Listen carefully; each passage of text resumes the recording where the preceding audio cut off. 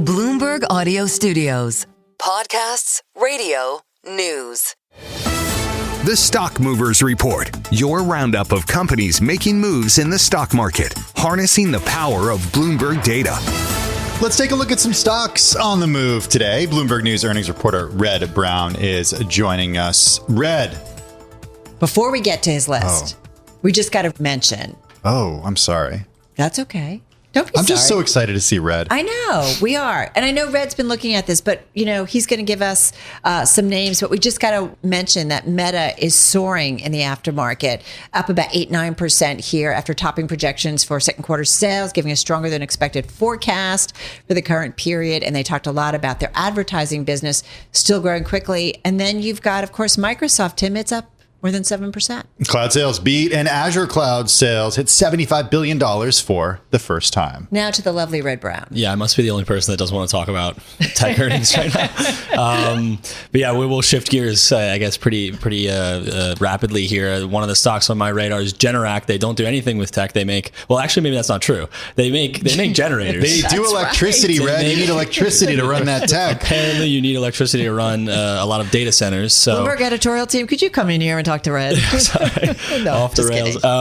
No, the company's doing really well, and partially because of the demand that's coming from data center companies who are they need diesel generators to just as a backup. So apparently the company received $150 million worth of sales from just those customers alone this year, and management also is expecting to see more of that coming in. So I think think about data centers in places like Texas, which has had those really high profile grid meltdowns from a dusting of snow. I think that's the Pennsylvanian says right exactly with a laugh. But I think about this with climate change and how hot it's been, and man, if our power went out, I would want a generator. Oh yeah, well they do. So I read, as you're talking about, there's residential product sales, which were up, and then also commercial and industrial sales, which were up more than 5%. Right, and all of their end markets are doing really well. To your point, Tim, residential's up 7% last quarter, and before that, they were growing at high double digits for a few quarters prior to that. So yeah, I think.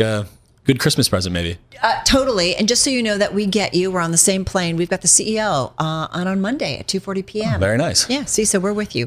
Let's talk gaming, because every time I walk by Carol's desk, she is just playing games. Which game is she playing? I don't even. Grand Theft Auto is what she's playing. Is that what you're doing? Tell anyone. What's that first person? Thanks, friend. Yeah, I don't know. There's so many. There's too many. We'll ask Carol afterwards. But those shares were up today off of strong earnings results. Electronic Arts. Arts, excuse me. Sorry. Electronic Arts, tickers EA, were up as much as 8%. That would have been their best performance since 2022, but settled in around 6%. The company, solid booking rates, beat expectations in the second quarter. They did have guidance that was a little bit lighter than was expected, but it didn't really spook investors. I think probably the commentary about just the kind of the demand that they're expecting for some of their games that are going to be coming out in the next couple of months, including their first-person shooter Battlefield. So there you go, Carol. That's the game. Circle your calendar. But yeah, this company doing quite well, and having some good success within its sporting divisions as well. The Stock Movers Report from Bloomberg Radio. Check back with us throughout the day for the latest roundup of companies making news on Wall Street. And for the latest market-moving headlines, listen to Bloomberg Radio live. Catch us on YouTube, Bloomberg.com, and on Apple CarPlay and Android Auto with the Bloomberg Business app.